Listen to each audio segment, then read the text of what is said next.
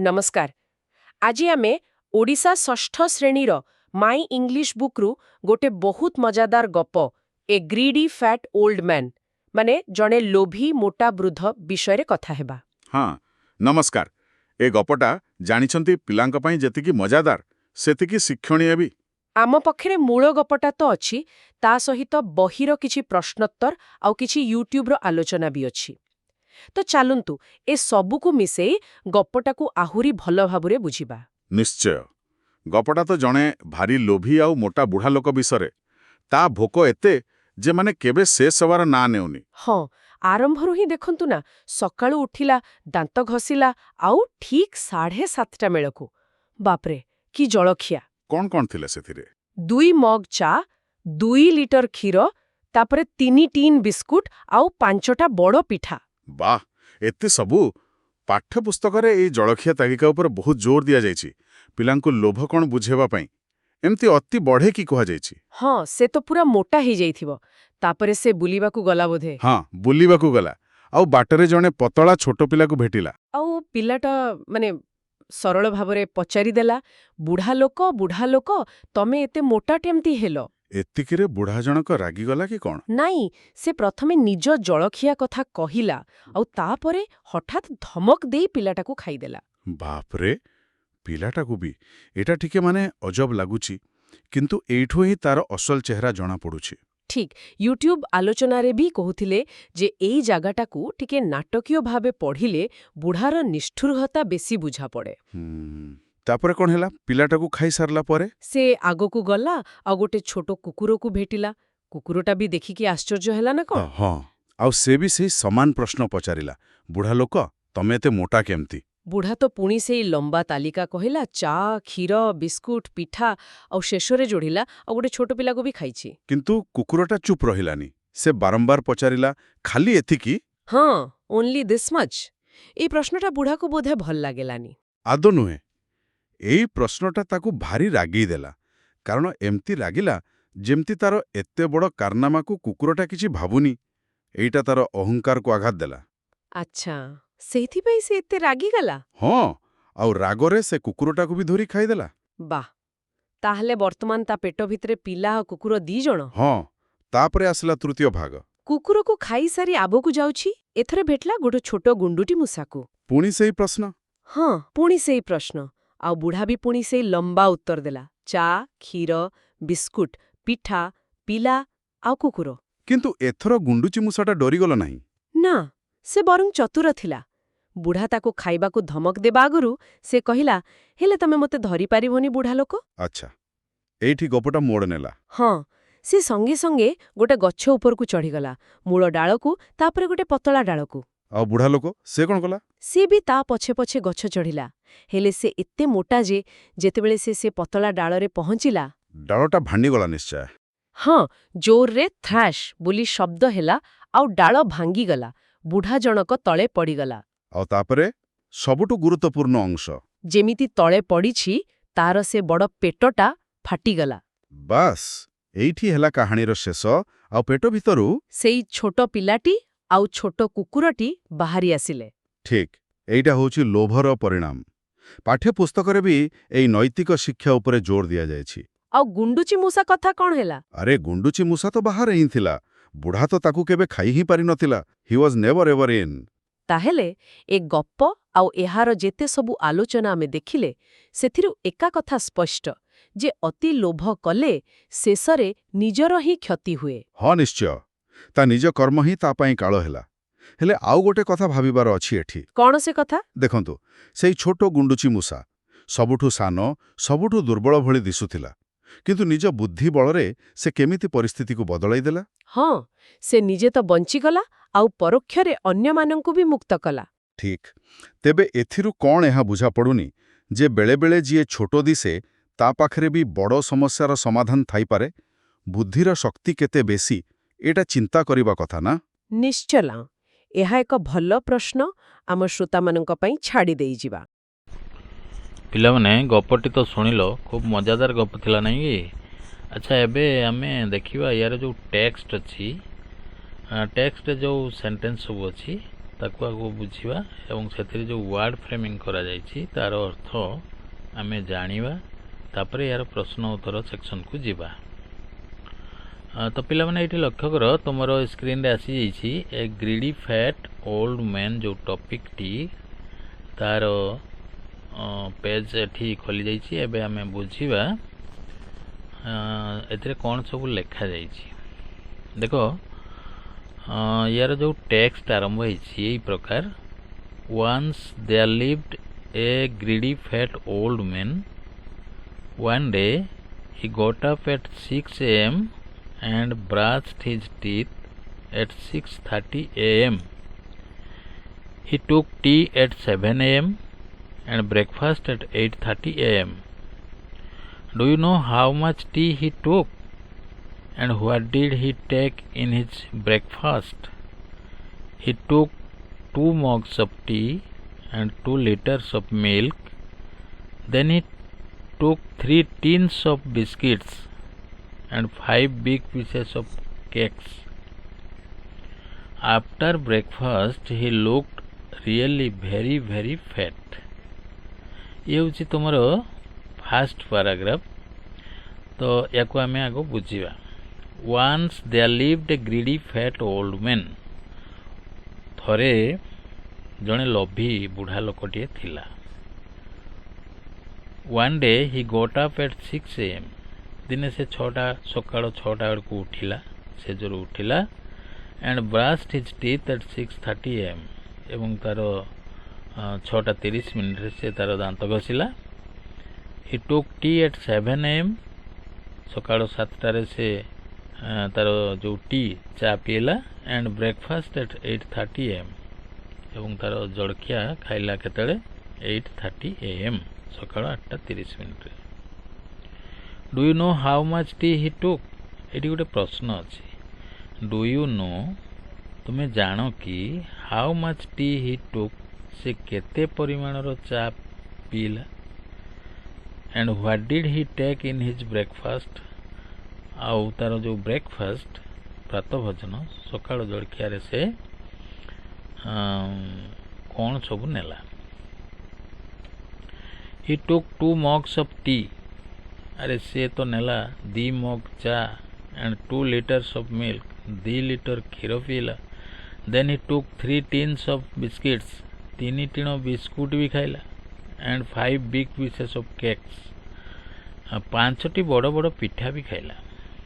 After breakfast परे ता माने प्रातः भोजन परे he looked really very fat. से खूब मोटा देखागला। वास्तव में से खूब मोटा देखागला। तो ये हला तुमरो फर्स्ट पैराग्राफ। एथिरे जो डिफिकल्ट वर्ड अछि ताकू टिके नजर दियो। वंस एठी लक्ष्य करो वंस लिखाइ छी। वंस हला थरे एकदा एक निर्दिष्ट समय रे there lived a greedy fat old man जणे लोभी मोटा बुढ़ाटीए बास करुथला। ए जो लिव्ड अछि लिव्ड अर्थला बास करुथिला। A greedy fat old man greedy हला लोभी फैट मोटा ओल्ड मैन हला वृद्ध लोक। तो यार आक्षरिक अर्थ होछि once there lived a greedy fat old man थरे जणे लोभी बुढ़ा लोकटिए बास करुथिला। One day दिने he got up at 6 a.m. दिने से 6टा बेले उठिला सकाळ 6 रे उठिला and brushed his teeth at 6:30 a.m. उठी कि से तार ब्रश कला दांत घसिला केतेले 6:30 सकाळ 6:30 रे। he took tea at 7 a.m. से तार चा पीला 7टा बेले को सकाळ 7 रे। breakfast at 8:30 a.m. एवं जलखिया खाइला केतळे ना 8:30 मिनिट रे। तो ये लेखक तुमको प्रश्न करछंती do you know how much tea he took? से केते परिमाणर चा पीला बा चा नेला तुम जानो कि? And what did he took in his breakfast? से तार ब्रेकफास्ट रे कौन सब खाइला तुम जानो? ये दुईटा प्रश्न से करछंती। तो यार उत्तर से निजे देइछंती ହି ଟୁକ୍ 2 mugs of tea। ଲେଖକ କହୁଛନ୍ତି ଯେ ସେ 2 ମଗ୍ ଚା ପିଇଲା। ଦେନ୍ ହି ଟୁକ୍ 3 tins of biscuit, 3 ଟିଣ ବିସ୍କୁଟ ଖାଇଲା। 5 big pieces of cakes, 5ଟି ବଡ଼ ବଡ଼ ପିଠା ବି ଖାଇଲା। ଏଇସବୁ ଖାଇବା ଦ୍ୱାରା କ'ଣ ହେଲା, ତାର ବ୍ରେକଫାଷ୍ଟ ସରିଗଲା ପରେ ହି ଲୁକ୍ଡ ରିଏଲି ଭେରି ଫ୍ୟାଟ୍, ଖୁବ୍ ମୋଟା ଦେଖାଗଲା ହେଲା। ଏତେ ସବୁ ଖାଇଲେ ତ ନିଶ୍ଚିତ ମୋଟା ଦେଖାଯିବ ନା। ତାପରେ ଯିବା ଆମେ ସେକେଣ୍ଡ ପାରାଗ୍ରାଫ ଯେଉଁ ଅଛି। Then he went out for a walk, ତାପରେ ସେ ବୁଲିବାକୁ ବାହାରିଲା। ଖାଇସାରିଲା ପରେ ସେ ବୁଲିବାକୁ ବାହାରିଲା। ହି ୱାକ୍ଡ ଆଣ୍ଡ ୱାକ୍ଡ, ଚାଲିଲା ଚାଲିଲା ଚାଲିଲା, ଆଗକୁ ଚାଲିଲା, ଚାଲିବା ତାର ବନ୍ଦ ହେଲା ନାହିଁ।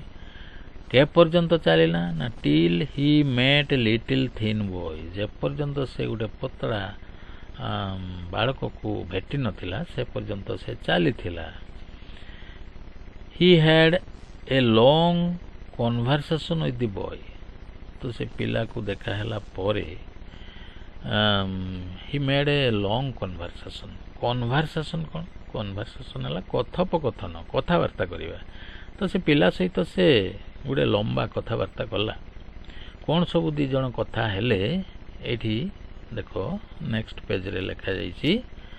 ଓଲ୍ଡ ମ୍ୟାନ୍ ପଚାରିଲା, ସେ ଯେଉଁ ବୃଦ୍ଧ ଜଣକ ପିଲାଟିକୁ ପଚାରିଲା, have you brushed your teeth, have you brushed your teeth, ଇଏ ଏକ ପ୍ରଶ୍ନ ଚିହ୍ନ ଅଛି। ମାନେ ସେ ପ୍ରଶ୍ନ କଲା, ଆରେ ବାଳକ have you brushed your teeth, ତୁମ ଦାନ୍ତ ଘଷିଛ?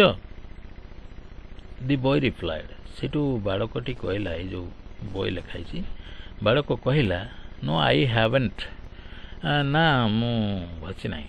ଏହାର ଅର୍ଥ ହେଲା ସେ ତାର ଦାନ୍ତ ଘଷି ନାହିଁ। ଆଇ ହ୍ୟାଭେଣ୍ଟ, ନାଇଁ ଆଜ୍ଞା ମୁଁ ନାହିଁ, ଘଷି ନାହିଁ, ମାନେ ମୋ ଟିଥ୍ ବ୍ରଶ୍ କରିନାହିଁ, ୟା ତାର ରିପ୍ଲାଏ ଥିଲା। Then old man again asked another question, ଆଉ ଗୋଟେ ପ୍ରଶ୍ନ ପଚାରିଲା, do you have enough tea and milk to drink, ଆରେ ତୁମର ଯଥେଷ୍ଟ ଚା ଆଉ କ୍ଷୀର ଅଛି ତ, ମହଜୁଦ ରଖିଛ ତ? ଡୁ ୟୁ ହ୍ୟାଭ୍ ଏନାଫ୍ ଟି, ତୁମର ଯଥେଷ୍ଟ ପରିମାଣର ଚା ଅଛି, ମିଲ୍କ ଆଉ କ୍ଷୀର ଅଛି ତ? କ'ଣ ପାଇଁ ନା ଟୁ ଡ୍ରିଙ୍କ, ପିଇବା ପାଇଁ ଏସବୁ ରଖିଛ ତ? ଦି ବୟ ରିପ୍ଲାଏଡ୍, ସେଠୁ ବାଳକଟି ଉତ୍ତର ଦେଲା, ନୋ ଆଇ ଡୋଣ୍ଟ ହ୍ୟାଭ୍, ନାଇଁ ଆଜ୍ଞା ମୋର ନାହିଁ, ଏସବୁ ନାହିଁ। ନୋ ଆଇ ଡୋଣ୍ଟ ହ୍ୟାଭ୍, ମୋର ନାହିଁ। Old man again asked another question, ପୁଣି ସେ ବୃଦ୍ଧ ଜଣକ ପଚାରିଲା, do you have enough biscuit to eat, ତୁମର ଏନାଫ୍ ବିସ୍କିଟ୍, ଯଥେଷ୍ଟ ପରିମାଣର ବିସ୍କୁଟ୍ ଅଛି ତ? ଏସବୁ ରଖିଛ ତ, ବିସ୍କୁଟ୍ ସବୁ ରଖିଛ? କ'ଣ ପାଇଁ ନା ଟୁ ଇଟ୍, ଖାଇବା ପାଇଁ ରଖିଛ? ବୟ ରିପ୍ଲାଏଡ୍, ସେଠୁ ବାଳକ ଜଣକ ଉତ୍ତର ଦେଲା, ନୋ ଆଇ ଡୋଣ୍ଟ ହ୍ୟାଭ୍, ପୁଣି ତାର ସେଇ ନେଗେଟିଭ୍ ଆନ୍ସର୍। ସେ କହିଲା ନୋ ଆଇ ଡୋଣ୍ଟ ହ୍ୟାଭ୍, ନାଇଁ ଆଜ୍ଞା ନାହିଁ, ଏସବୁ ନାହିଁ, ମୋର ବିସ୍କୁଟ୍ ଫିସ୍କୁଟ୍ କିଛି ନାହିଁ। Old man again asked another question, ପୁଣି ସେ ବୃଦ୍ଧ ଜଣକ ପଚାରିଲେ, do you have enough cake to eat, do you have, ତୁମର ଅଛି କି ଏନାଫ୍ କେକ୍, ଯଥେଷ୍ଟ ପରିମାଣର ପିଠା ବା କେକ୍ ଅଛି ତ? କ'ଣ ପାଇଁ ନା ଖାଇବା ପାଇଁ, ଟୁ ଇଟ୍। ଦି ବୟ ରିପ୍ଲାଏଡ୍, ସେଠୁ ବାଳକ ଜଣକ କହିଲା, ନୋ ଆଇ ଡୋଣ୍ଟ ହ୍ୟାଭ୍, ମୋର ନାହିଁ ଆଜ୍ଞା। ତ ବାଳକଟି ସବୁବେଳେ ନୋ ଆଇ ଡୋଣ୍ଟ ହ୍ୟାଭ୍, ଏହା ହିଁ ତାର ଆନ୍ସର୍ ଥିଲା। ମୋର ନାହିଁ ଆଜ୍ଞା। ଦାନ୍ତ ଘଷିଛ? ନାହିଁ ଆଜ୍ଞା। ଯଥେଷ୍ଟ ଚା ରଖିଛୁ? ନାହିଁ ଆଜ୍ଞା। ତ ତାର କିଛି ନଥିଲା ବୋଲି ସେ ଉତ୍ତର ଦେଲା। When the old man had just finished his questions, the boy asked him a question. ତ ଏଠି when the old man had just finished his question, ଯେତେବେଳେ ବୃଦ୍ଧ ଜଣକ ତାର ପ୍ରଶ୍ନ ପଚାରିବା ଶେଷ କଲେ, ଆଉ କିଛି ପଚାରିଲେ ନାହିଁ, ସେତିକି ବେଳେ କ'ଣ ହେଲା ନା ଦି ବୟ ଆସ୍କଡ୍ ହିମ୍ ଏ କ୍ୱେଶ୍ଚନ୍, ବାଳକଟି ଗୋଟେ ପ୍ରଶ୍ନ ତାକୁ କଲା। କ'ଣ ପ୍ରଶ୍ନ? ଏଠି ଦେଖ ଲେଖାଯାଇଛି। ବୟ, ବାଳକ କହୁଛି, old man what makes you so fat, ଆରେ ବୁଢ଼ା ଭାଇ, ଏ ବୃଦ୍ଧ ବ୍ୟକ୍ତି ଜଣ, what makes you so fat, ତୁମକୁ ଏତେ ମୋଟା କିଏ କଲା ଭାଇ, ତୁମେ ମୋଟା କେମିତି ହେଲ? ସେଠୁ ଦି ଓଲ୍ଡ ମ୍ୟାନ୍ ରିପ୍ଲାଏଡ୍, ସେ ବୃଦ୍ଧ ଜଣକ ଉତ୍ତର ଦେଲେ, କ'ଣ କହିଲେ ଦେଖ ଏଠି, I have taken 2 mugs of tea, ମୁଁ 2 ମଗ୍ ଚା ପିଇଛି, 2 liters ଅଫ୍ ମିଲ୍କ, 2 ଲିଟର କ୍ଷୀର ପିଇଛି, 2 ଲିଟର କ୍ଷୀର ପିଇଛି, I also took 3 tins of biscuits, 3 ଟିଣ ବିସ୍କୁଟ ବି ଖାଇଛି, and 5 kilograms of cakes, 5 kilo ପିଠା ବି ଖାଇଛି, ବାସ୍ ଏତିକି ମୁଁ ଖାଇଛି, and if I can catch you, ଯଦି ମୁଁ ତୁମକୁ ଧରି ପାରିବି, I will eat you up, ତୁମକୁ ବି ଖାଇଦେବି। ଇଏ ଥିଲା ବୃଦ୍ଧ ଜଣଙ୍କର ଉତ୍ତର। Then the old man caught the thin little boy and ate him up, ସେଠୁ ବୁଢ଼ା ଜଣକ ସେ ପତଳା ବାଳକକୁ ଧରି ପକେଇଲେ ଏବଂ ଖାଇଦେଲେ।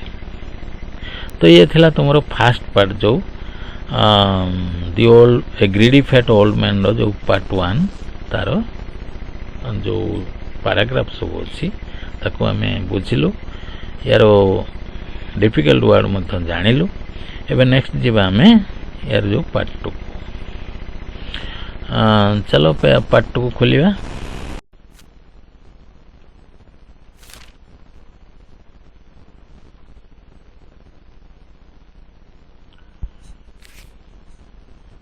ପିଲାମାନେ ଆମେ ତୁମର ଯେଉଁ ଟପିକ୍ ଏ ଗ୍ରିଡି ଫ୍ୟାଟ୍ ଓଲ୍ଡ ମ୍ୟାନ୍, ତାର ସେକେଣ୍ଡ ପାର୍ଟ ଯେଉଁ ଅଛି, ସେକେଣ୍ଡ ପାର୍ଟକୁ ଆମେ ପହଞ୍ଚି ଯାଇଛୁ।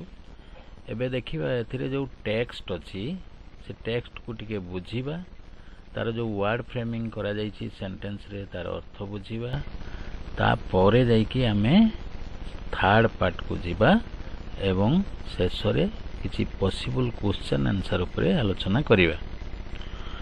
ତ ଦେଖ ଏଠି ଯେଉଁ ଟେକ୍ସଟଟି ଅଛି ତାହା ଏହି ପ୍ରକାର, ଆଫ୍ଟର ଇଟିଂ ଦି ବୟ, ଏଠି ଦେଖ ଲକ୍ଷ୍ୟ କର ଲେଖାଯାଇଛି, after eating the boy the old man met a small dog, the small dog asked, old man what makes you so fat.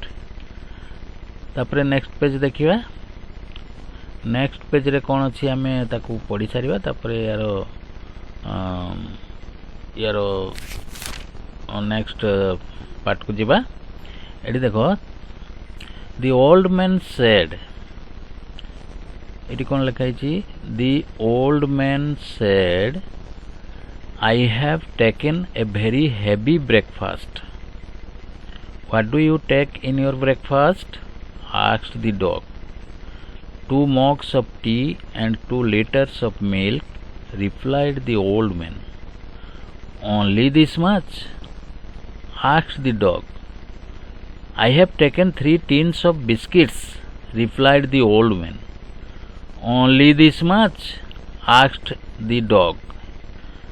I also ate 5 big pieces of cakes, replied the old man. Only this much? Asked again the dog. I also ate a small boy, replied the old man. When the dog again asked the same question, only this much, the old man lost his temper and said, I will eat you up if I can catch you. Then the old man caught the dog and ate it up. तो पिलामाने ये तुमरो part 2 रो जो paragraph गुड़िक आम पढ़िलु, मूलरू आउ थरे बुझिबा। मूल page को एबे जिबा, मूल पेज को आउ थरे आम बुझिबा। देख ये कौन लिखाई, आम टे प्रथम पढ़ीद, आफ्टर इटिंग द डग, ये लाइन टाक देख, after eating the boy, after eating खाइबा परे, क्या खाइबा परे, द बॉय बालक को खाइबा परे, the old man met a small dog, तापर कौन है, द ओल्ड मैन मेट, वृद्ध जनक साक्षात कले, जो मेट अच्छी साक्षात कले, क्या साक्षात कले ना, ए स्मॉल डग, गोटे छोट कुकुर को से भेटिले हैला the small dog asked Sethu कुकुर छुआटा कहिला आस्क्ड पचारिला किसी प्रश्न पचारिला से वृद्ध को प्रश्न कला कौन से प्रश्न ओल्ड मैन अरे वृद्ध भाई what makes you so fat तुमको एते मोटा किए करे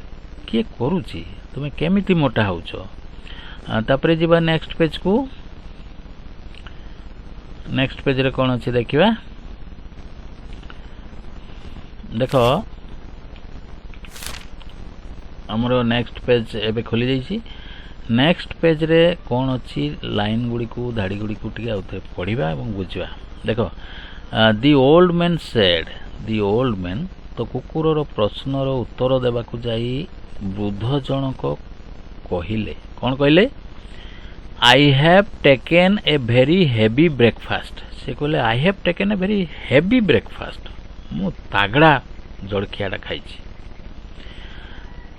तो कुकुर पुणी प्रश्न कला what did you take in your breakfast asked the dog कुकुर पचारले अरे भाई what did you take in your breakfast तुमर जो ब्रेकफास्ट बा प्रातः भोजन सकाळ जलखिया रे तुमे कौन नेल सेठू वृद्ध जनक उत्तर निहाती देइथिबे से उत्तर देले 2 mugs of tea and 2 litres of milk अरे भाई 2 मग्स ऑफ टी 2 मग चा पीछि 2 लीटर्स ऑफ मिल्क 2 लीटर क्षीर पीछि रिप्लाइड दी ओल्ड मैन ए कथाटा वृद्ध जनक कहिले उत्तर रे कहिले पुणी कुकुर पचारला ओनली दिस मच केवल एतिकी अरे भाई एतिकी मात्र खाइछ then the old man once again replied पुणी थरे से वृद्ध जनक उत्तर देले I have taken 3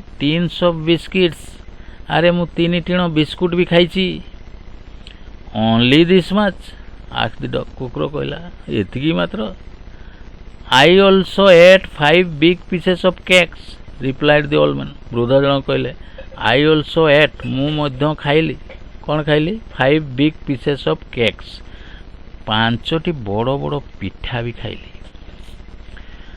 सेटू only this much ये थिला कुकुरर प्रश्न the dog asked again only this much एतिकी मात्र तापरे वृद्ध जनक पुणी उत्तर देले I also ate a small boy मु गोटे छोट बालक को भी खाइछि रिप्लाइड दी ओल्ड मैन तो ये थिला कुकुर आउ से वृद्ध जनक भितरे कन्वर्सेशन बा कथोपकथन तो ये आउ एक पैराग्राफ दिया जाइछि देखो when the dog again asked the same question only this much the old man lost his temper and said I will eat you up if I can catch you then the old man caught the dog and ate it up एटी कौन हैला ना when the dog asked again पुणी थरे जेतेले से कुकुर पचारिला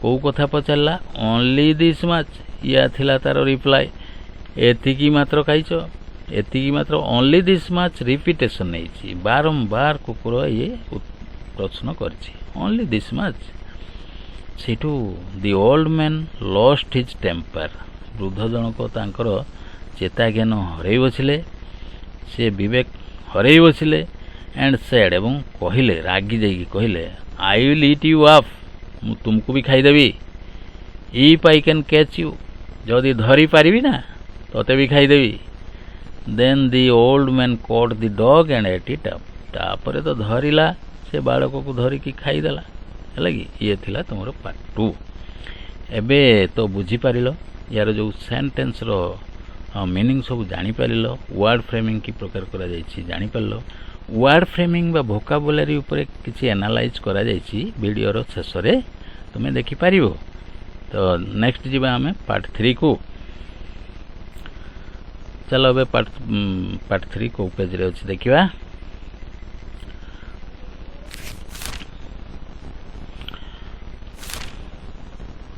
part 3 तुमरो खोली जाइछि एबे लक्ष्य करो ए जो ए ग्रीडी फैट मैन ए ग्रीडी फैट ओल्ड मैन रो पार्ट 3 एथिरे कोन लेखा हिची आमे टिके पढिबा पढ़ला परे बुझला परे प्रश्न उत्तर करिबा ये हला तुमरो लास्ट पार्ट याकू मन ध्यान सह देखो सुनो मन रखो after eating the dog eighty लेखा हिची देखो after eating the dog the man walked and walked till he met a little squirrel.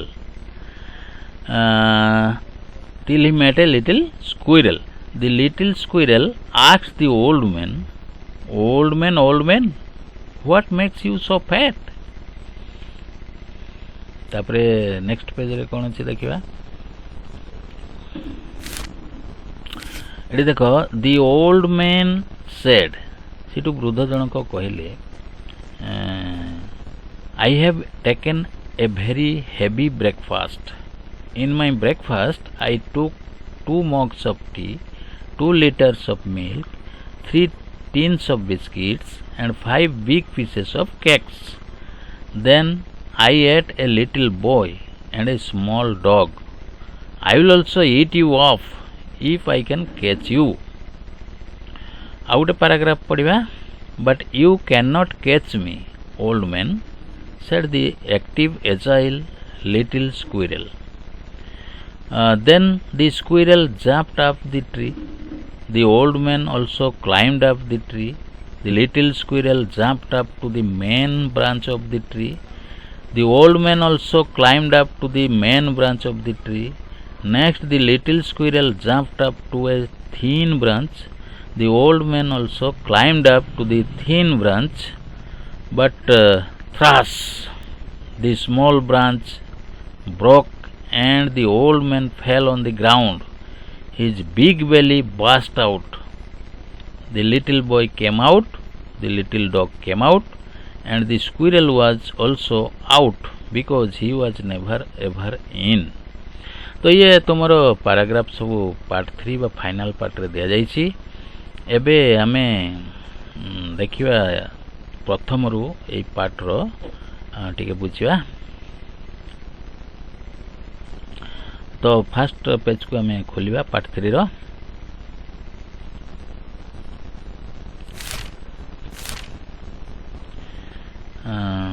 Part 3 row page को आमे खोलिबा कोन अछि देखिबा हां खोली जाइछि देखो पार्ट 3 रे जो फास्ट आरंभ करबा सेंटेंस रो बुझिबा पई after eating the dog eighty देखो लाइन ता अछि आफ्टर ईटिंग द डॉग माने कुकुर को खाइला परे आफ्टर ईटिंग आफ्टर तो जानिछो परे ईटिंग खाइबा परे काहा को खाइबा परे द डॉग को खाइबा परे के खाइला वृद्ध जन को खाइला तो से कुकुर को खाइला परे the man walked and walked तो वृद्ध जन को चलिला आगो को चलिला आगो को चलिला बंद कला नहीं चलिबा केते पर्यंत चलिला till he met a little squirrel से गुटे छोटिया गुंडीची मूसा को भेटिबा पर्यंत चलिला एडी देखो स्क्विरल रो अर्थ हला गुंडीची मूसा याको मने रखिबो द लिटिल स्क्विरल आस्क्ड सेटू से जो छोटो गुंडीची मूसा किछि प्रश्न कला पचारिला बुढ़ा को पचारला कौन पचारला दी ओल्ड मैन अरे वृद्ध भाई what makes you so fat तुमको एते मोटा किए करे तुम्हें मोटा केमती होउछ नेक्स्ट पेज को खोलिबा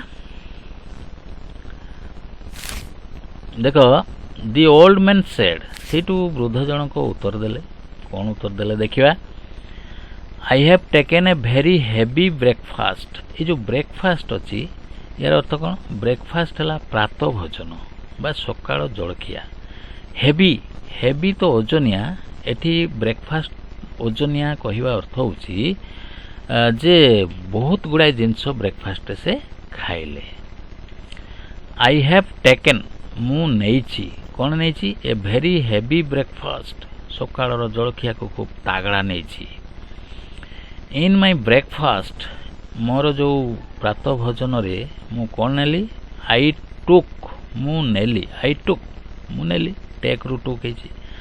କ'ଣ ନେଲି ନା 2 mugs ଅଫ୍ ଟି, 2 ମଗ୍ ଚା ନେଲି। 2 liters ଅଫ୍ ମିଲ୍କ, 2 ଲିଟର କ୍ଷୀର ନେଲି। 3 tins ଅଫ୍ ବିସ୍କିଟ୍ସ, 3 ଟିଣ ବିସ୍କୁଟ ନେଲି। And 5 big pieces of cakes, 5ଟା ତ ବଡ଼ ବଡ଼ ପିଠା ନେଲି। ତ ଏତିକି ଜିନିଷ ମୁଁ ପ୍ରାତଃ ଭୋଜନ ବା ସକାଳ ଜଳଖିଆରେ ଖାଇଲି। କିଏ କହିଲେ ନା ସେ ବୃଦ୍ଧ ଜଣକ କହିଲେ, ଆରେ ଭାଇ ମୁଁ ଏଇସବୁ ଖାଇଲି। Then I ate a little boy, ତାପରେ କ'ଣ କଲି ଗୋଟେ ଛୋଟ ବାଳକକୁ ବି ଖାଇଲି। A little boy, a little ମାନେ ଛୋଟିଆ, ବୟ ହେଲା ବାଳକ। ଏଟ୍ଟା କେଉଁଠୁ ଆସିଛି, ଇଟ୍ରୁ ଏଟ୍ ଆସିଛି। ଇଟ୍ ଖାଇବା, ଏଟ୍ ହେଲା ଖାଇଲା। ତ then I ate little boy, ଗୋଟେ ଛୋଟ ବାଳକକୁ ବି ଖାଇଲି। ଆଉ କ'ଣ କଲି, ଏ ସ୍ମଲ୍ ଡଗ୍, ଗୋଟେ ଛୋଟିଆ କୁକୁରକୁ ବି ଖାଇଲି। I will also eat you off, ମୁଁ ତୋତେ ବି ଖାଇବି। ଆଇ ୱିଲ୍ ଇଟ୍, ମୁଁ ଖାଇବି। ୟୁ ତୋତେ ବା ତୁମକୁ। If I can catch you, ଯଦି ତୁମକୁ ମୁଁ ଧରି ପାରିବି ତାହେଲେ ତ ଖାଇଦେବି, ହେଲା କି। କ୍ୟାଚ୍ର ଅର୍ଥ ହେଲା ଧରିବା। ନେକ୍ସଟ ପାରାକୁ ଯିବା। But you can not catch me old man, said the active agile little squirrel. ତ ସ୍କୁଇରେଲ୍ ଏଠି କିଛି ଉତ୍ତର ଦେଲା। ବଟ୍ କିନ୍ତୁ, ୟୁ କ୍ୟାନ୍ ନଟ୍ କ୍ୟାଚ୍ ମି, ତୁମେ ମୋତେ ଧରିପାରିବ ନାହିଁ। ଓଲ୍ଡ ମ୍ୟାନ୍, ଆରେ ବୃଦ୍ଧ ଭାଇ ତୁମେ ତ ମୋତେ ଧରିପାରିବ ନାହିଁ। ଏକଥା କିଏ କହିଲା ନା ଦି ଆକ୍ଟିଭ୍ ଏଜାଇଲ୍ ଲିଟିଲ୍ ସ୍କୁଇରେଲ୍। ସ୍କୁଇରେଲ୍କୁ ବିଭିନ୍ନ ଗୁଣାବଳୀର ଅଧିକାରୀ ଏଠି ଦିଆଯାଇଛି। ଦେଖ, ସ୍କୁଇରେଲ୍ଟା କି ପ୍ରକାର ଥିଲା ନା ଆକ୍ଟିଭ୍ ଥିଲା। ଆଉ କ'ଣ ଥିଲା, ଏଜାଇଲ୍ ଥିଲା। ଆଉ ତାର ଆକାର ଲିଟିଲ୍ ଥିଲା, ଛୋଟିଆ ଜୀବଟିଏ କିନ୍ତୁ ବହୁତ ଆକ୍ଟିଭ୍ ଥିଲା, ଚଳଚଞ୍ଚଳ ଥିଲା, ସବୁବେଳେ ସ୍ଥିର ହେଇକି ରହୁନଥିଲା, ଇଆଡ଼େ ସିଆଡ଼େ ଦୌଡ଼ୁଥିଲା। ଏଜାଇଲ୍, ଇଏ ସବୁବେଳେ ଆକ୍ଟିଭ୍ ବା ଆଲାର୍ଟ, ହେଲା କି। ସେ ସବୁବେଳେ ଛନଛନିଆ ଥିଲା, ମାନେ କାମରେ ସବୁବେଳେ ଗୋଟେ ସ୍ଥାନରେ ସ୍ଥିର ହେଇ ନ ରହିବା, ଆକ୍ଟିଭ୍ ରହିବା, କାମରେ ସବୁବେଳେ ଲାଗି ରହିବା ଏବଂ ଏଜାଇଲ୍ ରହିବା। ଏଜାଇଲ୍ ହେଲା ଆଲାର୍ଟ ରହିବା ବା କର୍ମତତ୍ପର ରହିବା।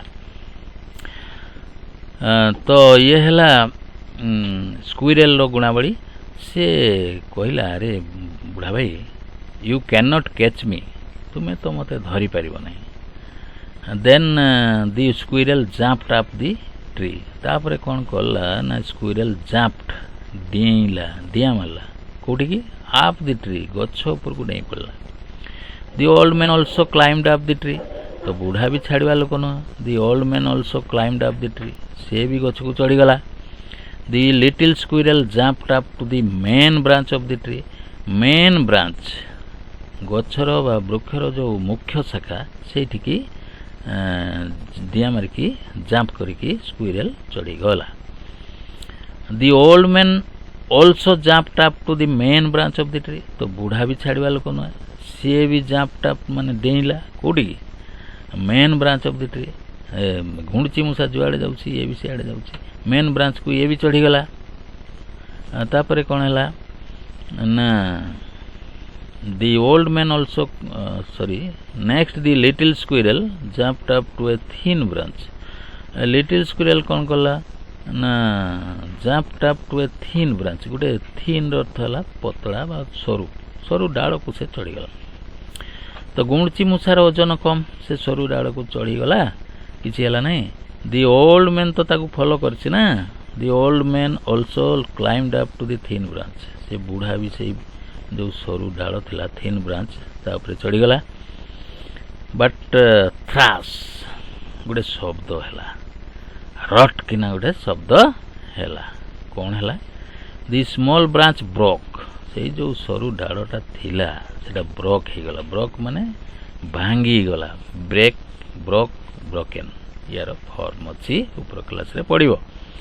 ବ୍ରୋକ୍ ଭାଙ୍ଗିଗଲା, ଡାଳଟା ଭାଙ୍ଗିଗଲା। And the old man fail on the ground, ତ ଡାଳ ଭାଙ୍ଗିଲେ ଆଉ ବୁଢ଼ା ସେଠି ରହିବ କେମିତି, ତଳେ ପଡ଼ିଗଲା। ଫେଲ୍ पड़िला ऑन द ग्राउंड भूमि रे पड़ीगला his big belly burst out तार जो बड़ पेटटा थिला ना बास्ट आउट माने फाटी गला तुम जानिछ बाण फाटे फटका फुटाओ तुम्हें से भाया ढो किना फाटी गला the little boy came out तापर कौन है ना ये देख तापर कौन है ना the little boy came out पेट भितर थिला जो छोटिया बालकटा बाहरी आसला the little dog came out कुकुर छुआटा भी बाहरी आसला ता पेटर थिले ना and the squirrel was also out आउ जो गुंडची मूसाटा तो से तो पसी नहीं से बाहर ही थिला ताको तो खाई पारिन ना because he was never ever इन से भितरे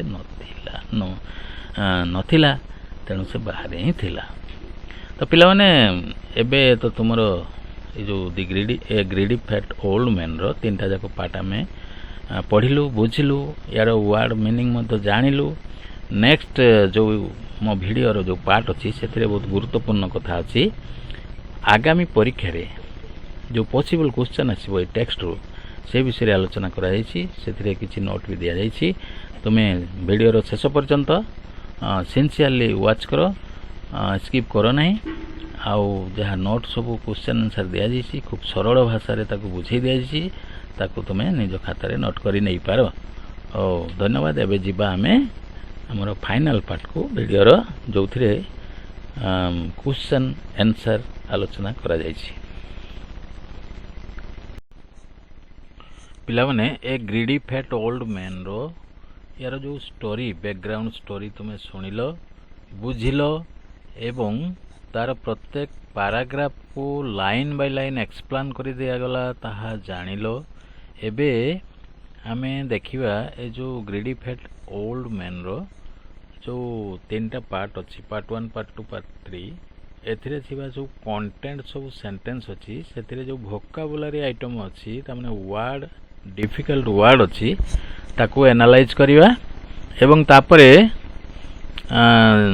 टॉपिक रो जो क्वेश्चन आंसर अच्छी प्रत्येक पैराग्राफ रू किसी क्वेश्चन पॉसिबल क्वेश्चन एक्सट्रैक्ट करा जाइछि आउ जोटा कि परीक्षा पई नितांत जरूरी ताकू ध्यान सह देख मन रख आ परीक्षा पई प्रस्तुत हो तो चलो एबे देखिबा ए ग्रीडी फैट ओल्ड मैन रो जो complete explanatory video for clear understanding of class 6 students starting in elementary level of Odisha government under school and mass education department तो पिला माने एबे आमे वीडियो को ऑन करिवा एवं देखिबा सेतिरे कोन सब डिफिकल्ट वर्ड अच्छी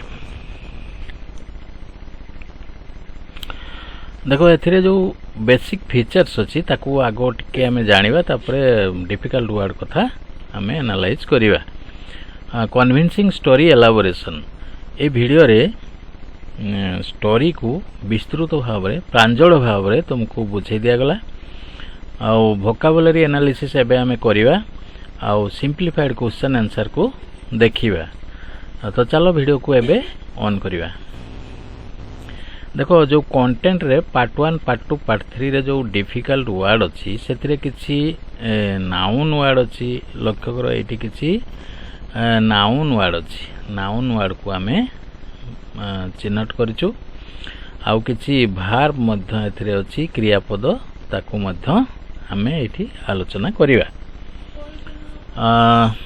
तो देखो प्रथमे आमे नाउन को देखिवा नाउन रे कोन अछि आमे टिके देखिवा देखो नाउन रे तुमरो प्रथमे अछि ओल्ड मैन एठी लक्ष्य करो ओल्ड मैन तो ये जो ओल्ड मैन अच्छी ये सिंगुलर फॉर्मेट रे अच्छी याकू जदि आमे प्लुराल करिवा देखो यार प्लुराल फॉर्म टी ओल्ड मैन तो एठी चेंजेस कोन हैला old man M A N थिला एठी एम ई एन हैला लक्ष्य करो तो यही प्रकार लिखिले आमे यार प्लुराल फॉर्म टी पाइबा तापरे day T A Y day तार प्लुराल हैला D A Y S days S बसी टूथ टूथ रो प्लुराल हैला टीथ ब्रेकफास्ट ब्रेकफास्ट एथिरे केवल एस बसिले प्लुराल फॉर्म आसुची लिटर लिटर्स ये हैला प्लुराल टीन टीन्स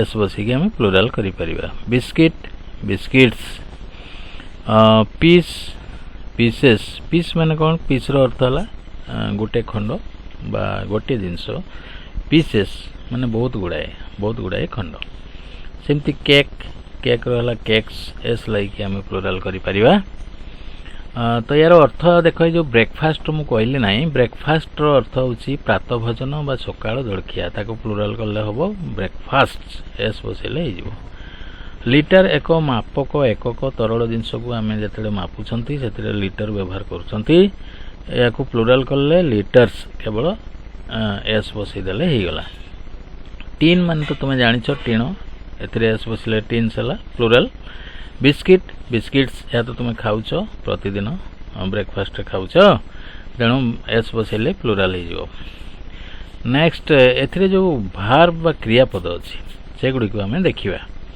तो भार्ब पहले आमर मेनली एलिमेंटरी पिलांको पाई आम जो पढ़ुंट प्राथमिक स्तर में V1 V2 आउ V3 ये तीन टा जिनस आम आग जाना ए V4 V5 फॉर्म अच्छी ऊपर क्लास रे देखा तो देख ये live LIV live live live रो प्लुराल सॉरी लिव रो जो भार्ब फॉर्मेट अच्छी V1 रे हला लिव लिव माने बास करिवा यार सेकंड फॉर्म V2 को जदि देखिबा सेथिरे आमे लिखिबा लिव्ड LIVED तो ये ईडी बसला जोटा कि V2 को चेंज है लिव रो अर्थ थिला हमर बास करिवा लिव्ड है बास कला और V3 रे मध्य लिव्ड हेबो नेक्स्ट गेट अप अर्थ कौन गेट अप है उठिबा ता माने सेजर उठिबा यार सेकंड फॉर्म पाला गोट अप और थर्ड मध्य गोट अप उठिबा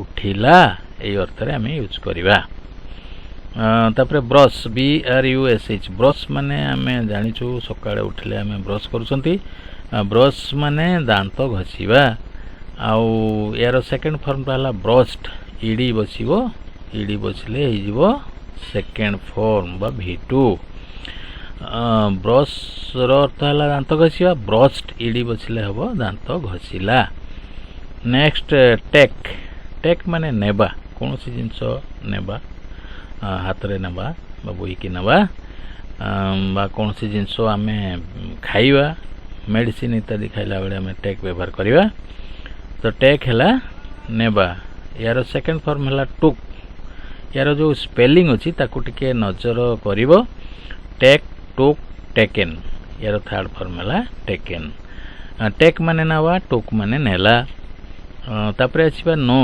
KNOW नो नो रो अर्थ है जानिबा न्यू यार सेकंड फॉर्म न्यू रो अर्थ है जानिला आउ थर्ड फॉर्म टी है नोन नो न्यू नोन तापर देखिबा डू माने करिबा कौन सी काम करिबा कार्य करिबा ये हला फर्स्ट फॉर्म V1 आउ डिड ये यार सेकंड फॉर्म डन हला थर्ड फॉर्म डू माने करिबा डिड कला ए अर्थ रे हम यूज करिबा नेक्स्ट लुक माने देखिबा ये हला V1 बा फर्स्ट फॉर्म लुक्ड ये हला सेकंड फॉर्म देखिला आउ थर्ड फॉर्म मत लुक्ड सेमती ये लक्ष्य कर गो जीवा वेंट गला गोन ये हला तीनटा फॉर्म वाक चलिबा वाक्ड चलिला वाक्ड चलिला ये टेंस अनुसार यूज होबो तो आमर वाक माने चलिबा ये फर्स्ट फॉर्म सेकंड फॉर्म है वाक्ड चलिला नेक्स्ट आउ कौन नाउन आउ भार्ब अच्छी देखा देख ये लक्ष्य कर नेक्स्ट आमर जो नाउन वार्ड अच्छी नाउन वार्ड गुड़ी को आउ थे देखा बॉय बॉय तुम कंटेंट रे अच्छी बॉय बॉय रो अर्थ है बालक या को प्लुराल कले हे बॉयज बॉयज माने बालक माने नेक्स्ट कन्वर्सेशन कन्वर्सेशन माने कथावार्ता जो कथावार्ता आम जो कार्य सहित कथा कहते से कथावार्ता को बुझाइबो कन्वर्सेशन पिला माने एठी लक्ष्य कर कन्वर्सेशन ये नाउन फॉर्म कन्वर्सेशन है सिंगुलर नाउन फॉर्मेट रे अछि याकू जदि आमे प्लुराल करिवा कन्वर्सेशंस कन्वर्सेशंस हो केवल एस लागियो तो कन्वर्सेशन रो अर्थ कोन कन्वर्सेशन है कथोपकथन बा कथावार्ता नेक्स्ट क्वेश्चन क्वेश्चन तुम जानिछ क्वेश्चन माने प्रश्न क्वेश्चंस यार प्लुराल फॉर्म एस लागिले हबो ये हला प्रश्न गुडी को तापरे देखो किलोग्राम ये मध्य मापकर एकक कौन सी ओजनिया जिनस जिते आम मापुंट से किलोग्राम शब्दटी व्यवहार कर किलोग्राम रो प्लुराल फॉर्म है किलोग्राम्स एथिरे ईएस बसी देखो या जिते प्लुराल करिवो मूल शब्द जो किलोग्राम अच्छी से ईएस एड करिवो ईएस शेष लिखिबो ताले ये प्लुराल फॉर्म हम नेक्स्ट आउ किछि वर्ड अछि जेमति दिस माने एहा यार प्लुराल हला दीज माने एगुडी को सेही परि दैट माने ताहा दोज यार प्लुराल फॉर्म दोज माने सेगुडी को डॉग कुकुरो डॉग्स कुकुरो गुडी को एस लागिले ये प्लुराल हबो एबे देखिबा किछि क्रियापद बा भार फॉर्म अछि जो गुडा को तार जो तीनटा फॉर्म अछि v1 v2 v3 केमिति होउछि आसो देखिबा एडी देखो मीट MEET मीट रो अर्थ हला साक्षात करिवा भेटिबा यार जो सेकंड फॉर्म अछि MET मेट माने साक्षात कला बा भेटिला आ थर्ड फॉर्म टी मध्य मेट MET सेही परि हैज आउ हैव रो अर्थ हला अछि कोनोसी जिंस तुम अधिकार रे अछि से हला हैज किबा हैव लिखिबो हैज आउ हैव रो प्लुराल फॉर्म हला हैड हैज हैव थिला अछि हैड हला थिला और थर्ड फॉर्म मध्य हैड हेबो नेक्स्ट ड्रिंक ये एक क्रियापद यार v1 फॉर्मेट हला ड्रिंक यार जो सेकंड फॉर्म अछि v2 सी हला ड्रिंक और थर्ड हला ड्रैंक ड्रिंक माने पीवा ड्रैंक हला पीला और थर्ड फॉर्म ड्रैंक नेक्स्ट ईट माने खाइबा एट तार सेकंड फॉर्म एट माने खाइला और थर्ड फॉर्म पहला ईटेन सेही परि फिनिश रथला शेष करिवा फिनिश्ड शेष कला और फिनिश्ड ये थर्ड फॉर्म आस्क माने पचारिबा आस्क्ड पचारिला आस्क्ड ये v3 फॉर्म रे रहिबो सेही परि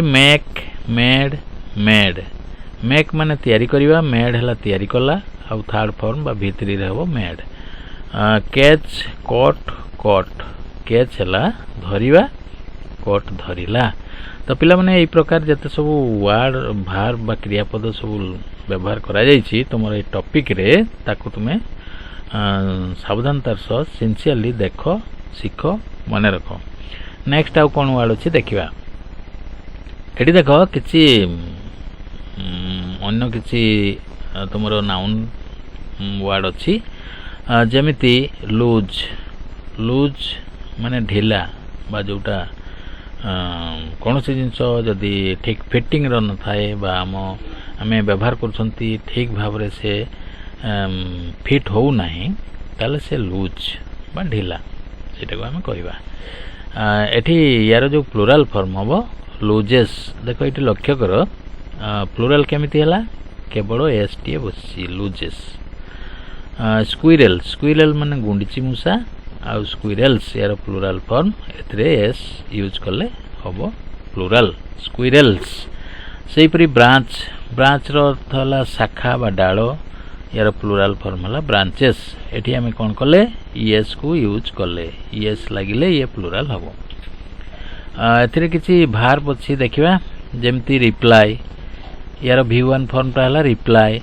याकू हमें प्लुराल करले कोन हबो रिप्लाइड तो चेंजेस कोन हला y उठी गला आउ सेथरे एड हला कोन बसिला कोन IED रिप्लाइड आउ थर्ड फॉर्म रे मथ रिप्लाइड तो रिप्लाई रो अर्थ कोन रिप्लाई हला उत्तर देवा जवाब देवा तारो सेकंड फॉर्म हला रिप्लाइड उत्तर देला नेक्स्ट लूज LOSE एटी लक्ष्य करो लूज हला v1 फॉर्म रे अछि लूज रो अर्थ हला हराइबा हजाइबा यार सेकेंड फॉर्म है लस्ट LOST माने हजाइला आउ थर्ड फॉर्म मध्य लस्ट सेहीपरि से माने कहिबा सेड कहिला सेड ये भीतरी फॉर्म सेल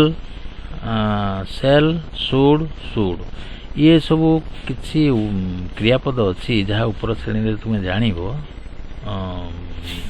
जिते आम कौन वाक्य भविष्य विषय कहते आग को हटार कहते से सब भार्ब क्रियापद आम व्यवहार करवा सेल रो सेकेंड फॉर्म शुड आउ third form should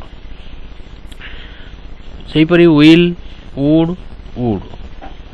can could can माने पारिबा कुड है पारिला जंप डिया मारिबा ये V1 फॉर्म रे अछि जंप्ड डिया मारला माने सेकेंड फॉर्म को आसिला जंप्ड ये थर्ड फॉर्म ठीक से परी थ्रास्ट ला शब्द करवा किसी गोटे भांगी गले बा पड़ी गले जो शब्द हुए सेटा थ्रास आउ यार सेकेंड फॉर्म है थ्रास्ट नेक्स्ट आउ कौन अच्छी देखा देखो एठी किसी क्रियापद मात्र अच्छी आउ नाउन वर्ड आम सब कर सारे एटी जो किसी भार्ब अच्छी अवशिष्ट भार्ब गुड़ी को आम टे देखा जमती ब्रेक तार सेकेंड फॉर्म है ब्रोकेन ब्रेक रो अर्थ कौन ब्रेक माने भांगिबा कौन सी जिनस भांगी जीवा सी है ब्रेक ब्रोक है भांगिला बा भांगीगला सेहीपरि फल माने पड़ा फेल पड़ा यार जो थर्ड फॉर्म अच्छी आम फेल लिखिपर कि फलेन लिखिपर दीटा आम यूज कर नेक्स्ट काम केम काम अर्थ कौन काम माने आसीबा केम आसिला आउ थर्ड फॉर्म रे आम लिखा काम तो बेले बेले पिला माने यही जो V1 V2 V3 कला बेले आम टिके भूल भाल कर दे था काम केम काम ये काम वर्ड रे बेसी मिस्टेक होता है तुम्हें भल भाव सिंसियरली देख एवं मन रख नेक्स्ट आउ कौन अच्छी देखा एबे किसी बही किसी प्रश्न उत्तर शॉर्ट आंसर टाइप क्वेश्चन आम ये आलोचना करवा जोटा कि परीक्षा पई अत्यंत जरूरी ये लक्ष्य कर short answer type questions with answer simplified answer सब दिया जाइछि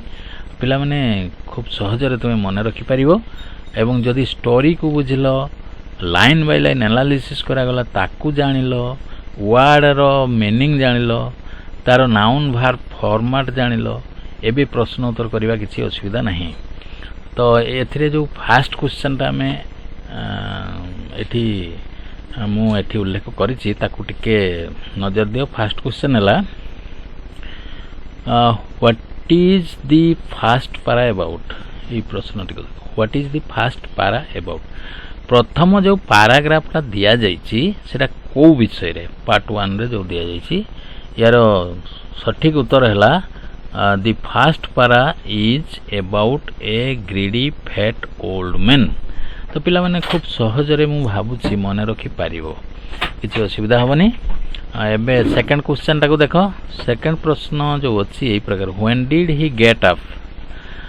तो प्रथमे प्रश्न को बुझिबो परीक्षा रे जदि प्रश्न आछि ताकू टिके बुझिबो बुझिला परे उत्तर लिखिबो जहा से प्रश्न रे हमको मागिथिबो केवल से ही उत्तर देबा आउ अन्य बाहर जिंस किछि आमे सेठी भर्ती करिवा नहीं when did he get up यार अर्थ कोन व्हेन ये तो समय को बुझाउछि when did he get up से केते बेले उठिला गेट अप से जरू केते बेले उठिला तो आम उत्तर लिखा से जिते उठीला स्टोरी रू मन पकेवा ये लिखा he got up at 6 AM तुम बही रे तो दिया जाइछि ना एट 6 AM से 6टा सकाळ 6टारे उठिला देखो ये प्रश्नर जिते उत्तर देबा एटा प्रश्नटा को टेंस रे अछि V1 ना V2 रे अछि ए जो डू रु डिड हेतला एटा V2 फॉर्मेट रे अछि तेणु आमर उत्तर सब बेले V2 रे ही हबो प्रश्न कहूची जे when did he get up से केतेले उठिला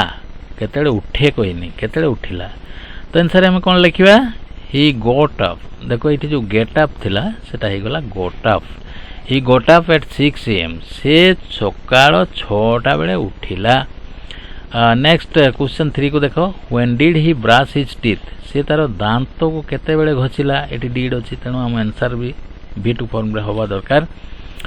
ସେ କେତେବେଳେ ବ୍ରଶ୍ କଲା ତା ଦାନ୍ତ କେତେବେଳେ ଘଷିଲା।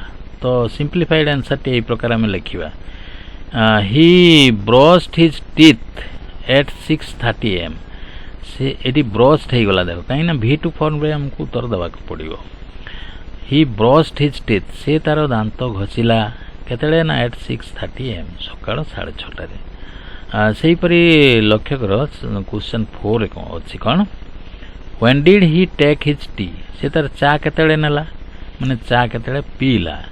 ଆମେ ଆନ୍ସର୍ରେ ଲେଖିବା he took his T at 7 AM ସକାଳ 7ଟା ବେଳେ ଚା ପିଇଲା।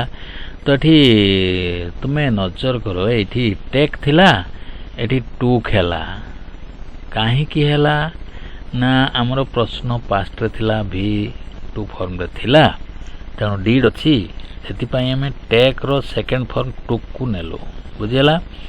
ୟା ଉପରେ ଟିକେ ନଜର ଦେବ ପ୍ରଶ୍ନ ଯେତେବେଳେ ଆସୁଛି ତାର ଯେଉଁ କ୍ରିୟାପଦଟି ପ୍ରଶ୍ନରେ V1ରେ ଅଛି ନା V2ରେ ଅଛି ଦେଖିବ ସେଇ ଅନୁସାରେ ଆନ୍ସର୍ଟି ଦେବ। Next question 5 when did he take his breakfast ସେ ତାର ବ୍ରେକଫାଷ୍ଟ କେତେବେଳେ ନେଲା ବା ପ୍ରାତଃଭୋଜନ ଜଳଖିଆ କେତେବେଳେ ଖାଇଲା। ଆମେ ଲେଖିବା he took his breakfast at 8:30 AM ସକାଳ 8:30ରେ ସେ ତାର ଜଳଖିଆ ନେଲା। Question 6 how much tea did he take how much ଏହାର ଅର୍ଥ କ'ଣ କେତେ ପରିମାଣର ଟି ଡିଡ୍ ହି ଟେକ୍ ସେ କେତେ ପରିମାଣର ଚା ନେଲା ତାମାନେ ଚା କେତେ ପିଇଲା।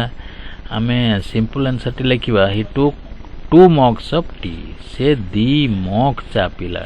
ଟୁକ୍ ଟେକ୍ଟା ହେଇଗଲା ଏଇଠି ଯେଉଁ ଟେକ୍ ଥିଲା ସେ ହେଇଗଲା ଟୁକ୍ 2 mugs ଅଫ୍ ଟି ସେ 2 ମଗ୍ ଚା ନେଲା। ନେକ୍ସଟ ଆଉ କ'ଣ ଅଛି ଦେଖିବା ଏବେ ଆଉ କିଛି ପ୍ରଶ୍ନ ଅଛି ଦେଖ question 7 what did he take in his breakfast ସେ ଯେଉଁ ବ୍ରେକଫାଷ୍ଟରେ ସେ କ'ଣ ନେଲା ବା କି ଜିନିଷ ଖାଇଲା। ତ ଆମେ ଆନ୍ସର୍ ଲେଖିବା ହି ଟୁକ୍ 2 mugs ଅଫ୍ ଟି ତ ବହିର ତୁମେ ଷ୍ଟୋରିରୁ ଜାଣିଛ ପଢ଼ିଲ ଶୁଣିଲ ଦେଖିଲ। ଏବେ ଆମେ ଲେଖିବା କ'ଣ କ'ଣ ସେ ଜଳଖିଆ ଖାଇଥିଲା। ତ ଆମେ ଲେଖିବା he ଟୁକ୍ 2 mugs of T 2 mug ଚାହା ପିଇଲା 2 liters ଅଫ୍ ମିଲ୍କ 2 ଲିଟର କ୍ଷୀର ପିଇଲା 3 tins ଅଫ୍ ବିସ୍କିଟ୍ସ 3 ଟିଣ ବିସ୍କୁଟ୍ ଖାଇଲା and 5 big pieces of cakes 5ଟା ବଡ଼ ବଡ଼ ପିଠା ବି ଖାଇଲା। କେତେବେଳେ ଖାଇଲା ଇନ୍ ହିଜ୍ ବ୍ରେକଫାଷ୍ଟ ସେ ତାର ବ୍ରେକଫାଷ୍ଟରେ ଏଇସବୁ ନେଲା। ନେକ୍ସଟ ଆମେ ଦେଖିବା କ୍ୱେଶ୍ଚନ୍ 8 ହାଉ ହି ଲୁକ୍ଡ ଆଫ୍ଟର ବ୍ରେକଫାଷ୍ଟ ବ୍ରେକଫାଷ୍ଟ ପରେ ଏଇଠି ଯେଉଁ ଗୋଟେ ୱାର୍ଡ଼ ଫ୍ରେଜ୍ ଅଛି ଦେଖ ଲୁକ୍ ଆଫ୍ଟର ଲୁକ୍ ଆଫ୍ଟର ଏଇଟା ଫ୍ରେଜ୍ ଆମେ କହିବା ନାହିଁ ଏଇଟା କ'ଣ ଲୁକ୍ ଏଇଠି ଟିକେ ଆମେ କମା ଦେବା ଏଇ ଜାଗାରେ କମା ଦେବା କ୍ୱେଶ୍ଚନ୍ଟା ଲେଖିବାରେ ଟିକେ ଭୁଲ ରହିଯାଇଛି। ହାଉ ହି ଲୁକ୍ଡ ସେ କି ପ୍ରକାର ଦେଖାଗଲା କେତେବେଳେ ନା ଆଫ୍ଟର ବ୍ରେକଫାଷ୍ଟ ଏଇ ଯେଉଁ ପ୍ରାତଃଭୋଜନ ବା ଜଳଖିଆ ଖାଇଲା ପରେ ସେ କି ପ୍ରକାର ଦେଖାଗଲା ବା ତାର ଚେହେରାରେ କ'ଣ ପରିବର୍ତ୍ତନ ହେଲା। ତ ଆମେ ୟାର ଯେଉଁ ସିମ୍ପ୍ଲିଫାଇଡ୍ ଆନ୍ସର୍ଟି ଲେଖିବା ହି ଲୁକ୍ଡ ସେ ଦେଖାଗଲା ରିଏଲି ଭେରି ଫ୍ୟାଟ୍ ରିଏଲି ହେଲା ବାସ୍ତବରେ ପ୍ରକୃତରେ ଭେରି ଫ୍ୟାଟ୍ ବହୁତ ମୋଟା ଦେଖାଗଲା। ଆଚ୍ଛା ପିଲାମାନେ ନେକ୍ସଟ କ୍ୱେଶ୍ଚନ୍ 9ଟା ଦେଖ what did he do after breakfast breakfast ପରେ ବା ସକାଳ ଜଳଖିଆ ପରେ ହ୍ୱାଟ୍ ଡିଡ୍ ହି ଡୁ ସେ କ'ଣ କଲା। ଏଇଟା ଆଫ୍ଟର ବ୍ରେକଫାଷ୍ଟ ଜଳଖିଆ ଖାଇଲା ପରେ ସେ କ'ଣ କଲା। ତ ଷ୍ଟୋରିକୁ ମନେ ପକାଅ ସେଠି ଆମେ କ'ଣ ପଢ଼ିଥିଲେ କ'ଣ ଶୁଣିଲେ ଆଉ କ'ଣ ମନେ ରଖିଛନ୍ତି। ତ ଆନ୍ସର୍ଟି ହେବ he went out for a walk after breakfast he went out ସେ ବାହାରିଲା ବାହାରକୁ ଗଲା ଫର୍ ଏ ୱାକ୍ ଚାଲିବା ପାଇଁ ଖାଇସାରିଲା ଏବେ ଚାଲିବ ଟିକେ ଚାଲିବା ପାଇଁ ସେ ଗଲା ଷ୍ଟୋରିଟାକୁ ଟିକେ ମନେ ପକାଅ ହେଲା କି। Next question 10 how much time did he walk how much time, how ମାଚ୍ର ଅର୍ଥ ହେଲା କେତେ ଟାଇମ୍, ସମୟ, କେତେ ସମୟ। ଡିଡ୍ ହି ୱାକ୍, ସେ ଚାଲିଲା, ସେ ତ ଚାଲିଲା, ତେବେ କେତେ ସମୟ ଚାଲିଲା? ଆମେ ଲେଖିବା he walked till he met a little thin boy. କେତେ ପର୍ଯ୍ୟନ୍ତ ଚାଲିଲା? ନା ହି ୱାକ୍ଡ, ସେ ଚାଲିଲା, ଟିଲ୍ ପର୍ଯ୍ୟନ୍ତ, କେତେ ପର୍ଯ୍ୟନ୍ତ? ହି met a little thin boy, ସେ ଗୋଟେ ପତଳା ଛୋଟ ବାଳକକୁ ଭେଟିଲା ପର୍ଯ୍ୟନ୍ତ ଚାଲିଲା, ମାନେ ଯେ ପର୍ଯ୍ୟନ୍ତ ଭେଟି ନଥିଲା ସେ ଚାଲିଥିଲା। ତ ଇଏ ହେଲା ତୁମର ସିମ୍ପଲ୍ ଆନ୍ସର୍ଟିଏ। ଏହି ପ୍ରକାର ଉତ୍ତର ଲେଖିବ ପରୀକ୍ଷାରେ, ବେଶୀ ଏପଟୁ ସେପଟୁ ବାହାର ୱାର୍ଡ଼ କିଛି ଲେଖିବା ଦରକାର ନାହିଁ। ବହିରେ ଯାହା ତୁମେ ଜାଣିଲ ଶିଖିଲ ସେଇଆ ହିଁ ଲେଖିବ। କ୍ୱେଶ୍ଚନ୍ 11 କୁ ଲକ୍ଷ୍ୟ କର। ଏଇଠି question 11, what did he do with the boy. ତ ଏଠି ପ୍ରଶ୍ନ ଆମକୁ କ'ଣ କହୁଛି? ହ୍ୱାଟ୍ ଡିଡ୍ ହି ଡୁ, ସେ କ'ଣ କଲା? ୱିଥ୍ ଦି ବୟ, ବାଳକ ସହିତ କ'ଣ କଲା ସେ? ତ ମନେ ପକାଅ ତୁମର ଯେଉଁ ଷ୍ଟୋରି କଥା।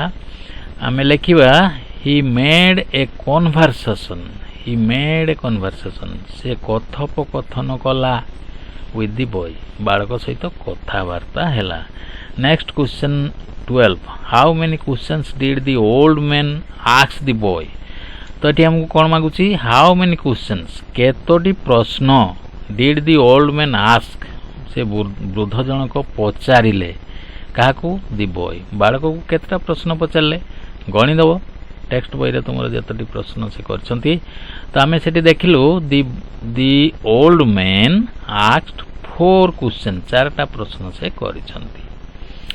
ନେକ୍ସଟ 4 କ୍ୱେଶ୍ଚନ୍ସ ଟୁ ଦି ବୟ, ଏତିକି ଲେଖିବ। ନେକ୍ସଟ କ'ଣ ଅଛି ଦେଖିବା।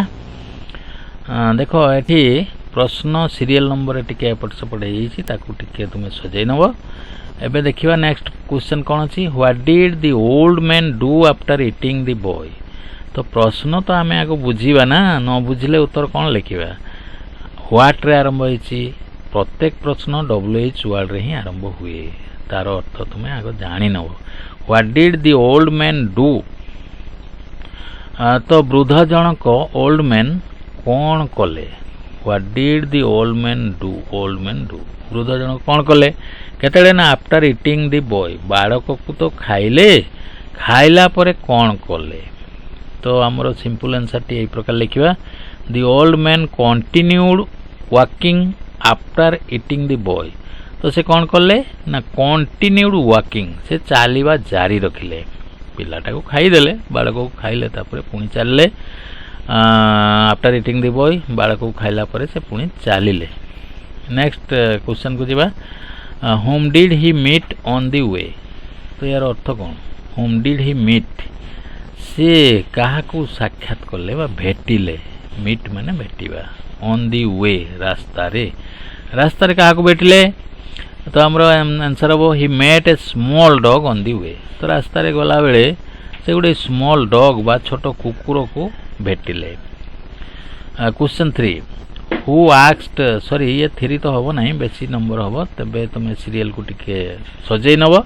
Next question, who asked most of the questions in this section of the story. ଏଇ ଯେଉଁ ଗଳ୍ପର ଏଇ ବିଭାଗରେ, in this section of the story, ଏ ଗଳ୍ପର ଏଇ ବିଭାଗରେ who asked most of the question, କିଏ ସବୁଠୁ ବେଶୀ ପ୍ରଶ୍ନ ପଚାରିଲେ? ବୃଦ୍ଧ ନା ସେ କୁକୁର, ଡଗ୍? ତ ଆମର ଆନ୍ସର୍ ହେବ the dog asked most of the questions in this section of the story. ତ ସବୁଠୁ ଅଧିକ ପ୍ରଶ୍ନ ପଚାରିଥିଲେ କିଏ? ନା ଡଗ୍। ଏଇଠି ଯେଉଁ ଡଗ୍ ଲେଖା ହେଇଛି, the dog asked most of the questions, ଅଧିକାଂଶ ପ୍ରଶ୍ନ କୁକୁର ପଚାରିଲେ in this section of the story, ଏଇ ଗଳ୍ପର ଏହି ବିଭାଗରେ। ନେକ୍ସଟ କ୍ୱେଶ୍ଚନ୍କୁ ଯିବା। What was the dog's first question to the old man. ସେ ବୃଦ୍ଧକୁ କୁକୁର ଛୁଆର ପ୍ରଥମ ପ୍ରଶ୍ନଟି କ'ଣ ଥିଲା? What was the first question, ପ୍ରଥମ ପ୍ରଶ୍ନଟି କ'ଣ ଥିଲା? ତ ଏବେ ଆମେ ଗଳ୍ପକୁ ଟିକେ ମନେ ପକାଇବା, ଉତ୍ତର ଲେଖିବା। The first question of the dog, କୁକୁରର ଯେଉଁ ପ୍ରଥମ ପ୍ରଶ୍ନଟି, ସେ ପ୍ରଶ୍ନଟା ଥିଲା What makes you so fat? এই প্রশ্নটা সে କରିଥିଲେ. What makes you so fat? ଭାଇ ଏତେ ମୋଟା କିଏ କରେ? ତୁମକୁ କିଏ କରୁଛି ଏ ମୋଟା ଏତେ? ଇଏ ଥିଲା ପ୍ରଥମ ପ୍ରଶ୍ନ. କାହାର? କୁକୁର ଛୁଆର. କାହାକୁ? ନା ଓଲ୍ଡ ମ୍ୟାନ୍କୁ. ନେକ୍ସଟ କ୍ୱେଶ୍ଚନ୍ 5 ତ ନୁହେଁ. ନେକ୍ସଟ କ୍ୱେଶ୍ଚନ୍କୁ ଯିବା. What was the same question that the dog asked repeatedly? ଏଠି କ'ଣ ବୁଝିବା? What was the same question? ସମାନ ପ୍ରଶ୍ନ. Same question. ସମାନ ପ୍ରଶ୍ନ କ'ଣ ଥିଲା? That the dog asked repeatedly. ଯେଉଁ ପ୍ରଶ୍ନ କି କୁକୁର ପଚାରିଲା repeatedly, ବାରମ୍ବାର ପଚାରିଲା ଗୋଟେ ପ୍ରଶ୍ନ, ସେଇ ପ୍ରଶ୍ନଟା କ'ଣ ଥିଲା? ତ ଆମର ଏବେ ମନେ ପଡ଼ିଯାଉଛି. ସେ ତାର ଉତ୍ତର ହେବ the same question that the dog asked repeatedly was. ସେଇ ପ୍ରଶ୍ନଟି କ'ଣ ଥିଲା? ନା only this much. ଏଇ ପ୍ରଶ୍ନଟାକୁ ସେ ବାରମ୍ବାର କହିଛି. କିଏ? Small dog. ନେକ୍ସଟ କ୍ୱେଶ୍ଚନ୍କୁ ଯିବା. Was the old man's answer to the same question similar or different? ଏଠି ଦୁଇଟା କଥା ଲେଖା ହେଇଛି, similar or different. ତ ପ୍ରଶ୍ନ ଆମକୁ କ'ଣ ମାଗୁଛି? Was the old man's answer, ସେଇ ବୃଦ୍ଧ ଜଣଙ୍କର ଯେଉଁ ଉତ୍ତର to the same question, ସେ ଯେଉଁ ସମାନ ପ୍ରଶ୍ନଟି କ'ଣ ଥିଲା? only this much. ତାର ଯେଉଁ ଉତ୍ତରରେ ବୃଦ୍ଧ ଜଣକ କହିଲେ ସେଗୁଡ଼ିକ ସିମିଲାର ଥିଲା, ସମାନ ଥିଲା ନା ଡିଫରେଣ୍ଟ ଥିଲା, ଅଲଗା ଅଲଗା ଥିଲା? ତ ଆମେ ତ ଜାଣିଛନ୍ତି ଯେ ଉତ୍ତର ଗୁଡ଼ିକ ଅଲଗା ଅଲଗା ଥିଲା. ତ ଆନ୍ସର କ'ଣ ଲେଖିବା? The answer of the old man to the same question was different. ତ ଆମେ ଲେଖିବା different. ଉତ୍ତର ଗୁଡ଼ିକ ଅଲଗା ଅଲଗା ଥିଲା. ନେକ୍ସଟ ପେଜକୁ ଯିବା. ଏଠି ଦେଖ ଆଉ କିଛି ସର୍ଟ ଆନ୍ସର ଟାଇପ୍ କ୍ୱେଶ୍ଚନ୍ ଏଥିରେ ଦିଆଯାଇଛି. ନେକ୍ସଟ କ୍ୱେଶ୍ଚନ୍କୁ ଦେଖିବା. Why did the old man lose his temper? Lose his temper, ସିଏ ତାଙ୍କର ମାନସିକ ସ୍ଥିତି ହରେଇ ବସିଲେ କାହିଁକି? Why did the old man lose his temper? ତାଙ୍କର ମାନସିକ ସ୍ଥିରତା ହରେଇ ବସିଲେ. ତ ଆନ୍ସର ଆମେ ଲେଖିବା when the dog asked the same question fourth time. ଯେତେବେଳେ କୁକୁରଟି ପଚାରିଲା ସେମ୍ କ୍ୱେଶ୍ଚନ୍ ପଚାରିଲା ଫୋର୍ଥ ଟାଇମ୍, ଚତୁର୍ଥ ଥର ପଚାରିଲା only this much, only this much, only this much, ଏହି ପ୍ରକାର ଚତୁର୍ଥ ଥର ଯେତେବେଳେ ରିପିଟ୍ କଲା ସେ ପ୍ରଶ୍ନଟି, ସେତେବେଳେ ଦି ଓଲ୍ଡ ମ୍ୟାନ୍ ନିଶ୍ଚିତ ରାଗିଥିବ, ନୁହେଁ କି? ତେଣୁ ଆନ୍ସରରେ ଆମେ ଲେଖିବା when the dog asked the same question fourth time, the old man lost his temper as he felt insulting. ସେ ତାର ଟେମ୍ପର ଓ ମାନସିକ ସ୍ଥିତି ହରେଇ ବସିଲା କାହିଁକି ନା ସେ ଅନୁଭବ କଲା, ଫିଲ୍ କଲା, ହି ଫେଲ୍ଟ, ଅନୁଭବ କଲା, ଇନସଲ୍ଟିଂ ମାନେ ଅପମାନ ହେଲା ଭଳିଆ ତାକୁ ଲାଗିଲା. ତେଣୁ ସେ ରାଗିକିରି ସେ ତାର ମାନସିକ ସ୍ଥିତି ହରେଇ ବସିଲା. ତ ପିଲାମାନେ ଏ କଥା ଲେଖିବ. ତୁମେ ଯେଉଁ ଏଜ୍ ହି ଫେଲ୍ଟ ଇନସଲ୍ଟିଂ ନ ଲେଖିଲେ ମଧ୍ୟ ଏଇଠି ଆମେ ଯଦି ଫୁଲ୍ ଷ୍ଟପ୍ ଦେଇଦେବା ତେବେ ବି ଆମର ଆନ୍ସର୍ ଠିକ୍ ହେବ. ନେକ୍ସଟ କ୍ୱେଶ୍ଚନ୍କୁ ଯିବା. What did he do with the dog? ତ ଏଠି କ'ଣ କହୁଛି? ହ୍ୱାଟ୍ ଡିଡ୍ ହି ଡୁ, ସେ କ'ଣ କଲା ୱିଥ୍ ଦି ଡଗ୍, କୁକୁର ସହିତ ସେ କ'ଣ କଲା? କିଏ? ନା ଦି ଓଲ୍ଡ ମ୍ୟାନ୍. ବୃଦ୍ଧ ଜଣକ କୁକୁରଟାକୁ କ'ଣ କଲା? ଏଇଠି ଆନ୍ସର୍ଟା ଦେଖିବା. ହି caught the dog and ate it up. He caught the dog. catch ର ସେକେଣ୍ଡ ଫର୍ମ ହେଲା caught. He caught the dog, ସେ କୁକୁରକୁ ଧରିଲା and ate it up. eat ର ସେକେଣ୍ଡ ଫର୍ମ ହେଲା ate, ମାନେ ଖାଇଲା. eat ଏହାକୁ ଖାଇଲା, up ଖାଇଦେଲା.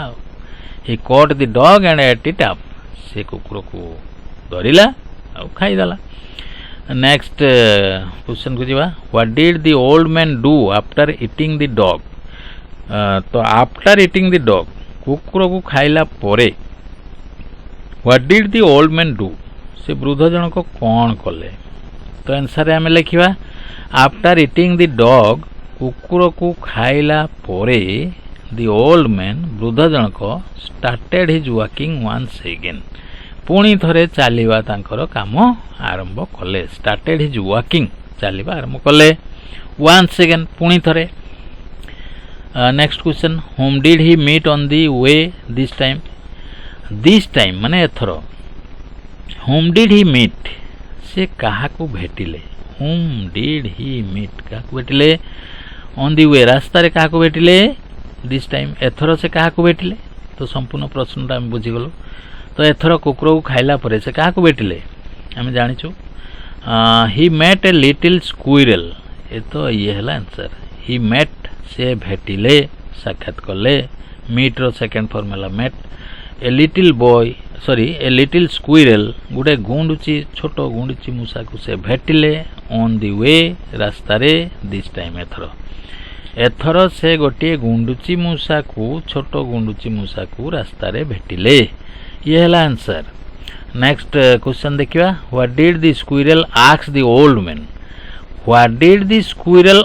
आस्क गुंडुची मूषा कौन पचारले काहाकू ना दी ओल्ड मैन से वृद्धों को कौन पचारले तो आमर सिंपल आंसर टाइप प्रकार लिखा the squirrel ask the old man गुणुची मूषा जनक पचारिले वृद्धों को कौन ना से प्रश्न उद्धृत भितर लिखा जाइए देख what makes you so fat same question what makes you so fat अरे तुमको एत मोटा किए करे यही कथा से पचारे किए स्क्विरल नेक्स्ट देखा कौन अच्छी आहरी किसी प्रश्न आम एक्सट्राक्ट करूँ तुम पैराग्राफ रू देख एठी कौन प्रश्न अच्छी where did the squirrel jump up fast तो ये पार्ट 3 रो ये प्रश्न where did the squirrel jump up fast प्रथमे स्क्विरल केउठी को डिया मारला जंप रो तो कौन देइबा केउठी को डिया मारिथिला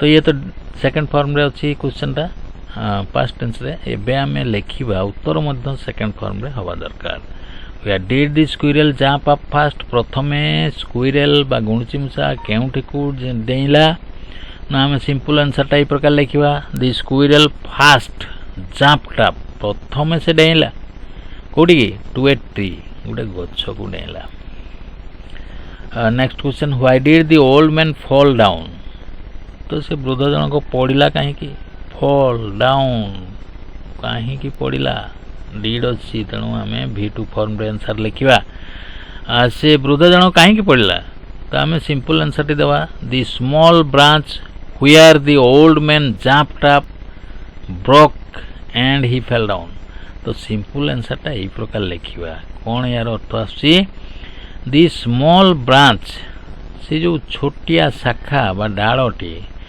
where the old man jumped up जेउटाकू से डेई थिला वृद्ध जनक जो सरू डाल को डिया मारिथिला ब्रोक भांगी गला ब्रेक रो सेकंड फॉर्म है ब्रोक भांगी गला एंड ही फेल डाउन तेणु से पड़ी गला नेक्स्ट क्वेश्चन देखिवा what happened to the old man when he fell down तो यार अर्थ कौन व्हाट हैपेंड कौन घटिला टू द ओल्ड मैन से वृद्ध जनकर कौन है कौन घटना घटिला व्हेन ही फेल डाउन जतले से पड़ी गला कौन है तार तो आंसर लिखा when the old man fell down जतले वृद्ध जनक पड़ा his big belly burst out तार जो बिग बेली बा बड़ पेटटा थिला बास्ट आउट फाटीगला हाँ विस्फोरण है फाटीगला पेटटा नेक्स्ट क्वेश्चन देखिए हु केम आउट किए बाहरी आसिला प्रश्न सिंपल दिखाई हु केम आउट फाटी तो गला पेट नेक्स्ट क्वेश्चन है हु केम आउट किए बाहर को आसिला तो आंसर लिखा the little boy and the small dog पेट भितर किए किए थिले द लिटिल बॉय थिला आउ स्मॉल डॉग थिला से माने केम आउट बाहरी आसिले तेणु उत्तर लिखार किसी असुविधा हेनी next question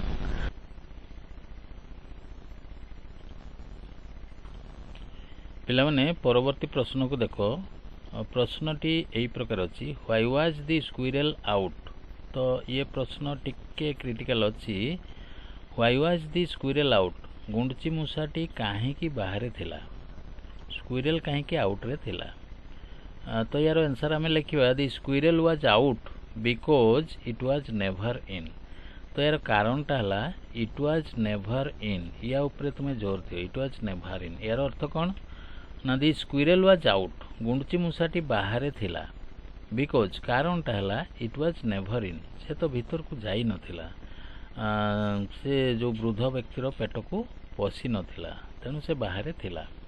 next question, home do you like the most, काहा को तुम्हें बेसी पसंद करिवो, लाइक द मोस्ट अधिक पसंद काहा को करिवो, द बॉय बालक को, ना द डॉग कुकुर को, ना द स्क्विरेल गुंडची मूषा को, ना ओल्ड मैन को, काहा को पसंद करिवो। तो ये हला व्यक्तिगत प्रश्न, तुम्हें यार उत्तर रे लिखिवो दी I would like the squirrel, मो मतरे आमे स्क्विरेल को पसंद करिवा, कहीं ना फॉर हिज ट्रिकी स्किल, तार जो ट्रिकी स्किल चतुरता गुण पाई आमे कौन करिवा स्क्विरेल को लाइक करिवा।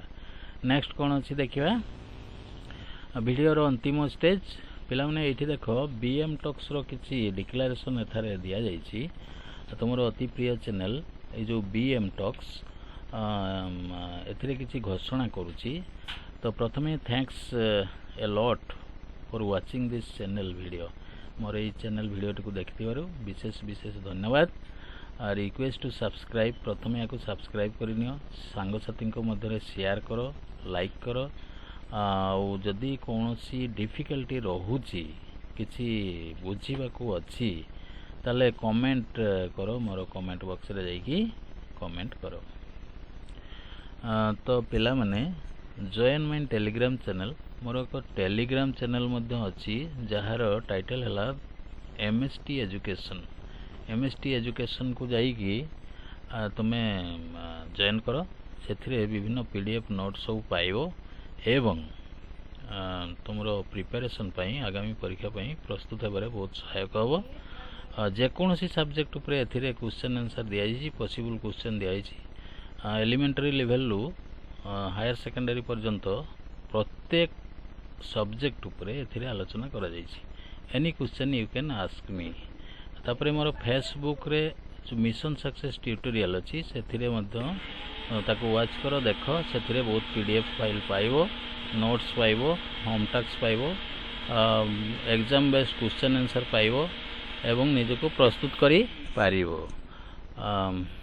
तो जेतिकी सबु वीडियो सबु अछि एलिमेंटरी सेकेंडरी हायर सेकेंडरी समस्त पिलांक पई एथिरे सब नोट पीडीएफ इत्यादि दिया जाइछि एवं यूट्यूब रे मोर वीडियो सब पाइबो जो थरे प्रत्येक टॉपिक ऊपर एक्सप्लेन करा जाइछि, सहजरे बुझी पारिबो आ निजको परीक्षा पई प्रस्तुत करि पारिबो। तो एथिरे इंग्लिश रे पाइबो, ओडिया रे पाइबो, history, geography, mathematics, political science, economics ए सब पाइबो। तो आ विलंब करो नाही, प्रथमे चैनल को सब्सक्राइब करो, जदि किछि कांटेक्ट करिवार अछि तेबे अपॉइंटमेंट नै कि कांटेक्ट करि पारो। एठी मोर व्हाट्सएप नंबर दिया जाइछि, लक्ष्य करो याकू नोट करी रख एवं अपॉइंटमेंट नहीं कि तुम्हें कांटेक्ट करि पारिबो किंबा मेसेज ईमेल ले देई पारिबो, ईमेल मोर एथरे उल्लेख करा जाइछि। तो थैंक यू वेरी मच। आउ एबे आमे वीडियो को एठी शेष करिवा, आगामी वीडियो रो सूचना खूब शीघ्र आसीबो, से पर्यंत keep yourself healthy and prosperous. Thank you.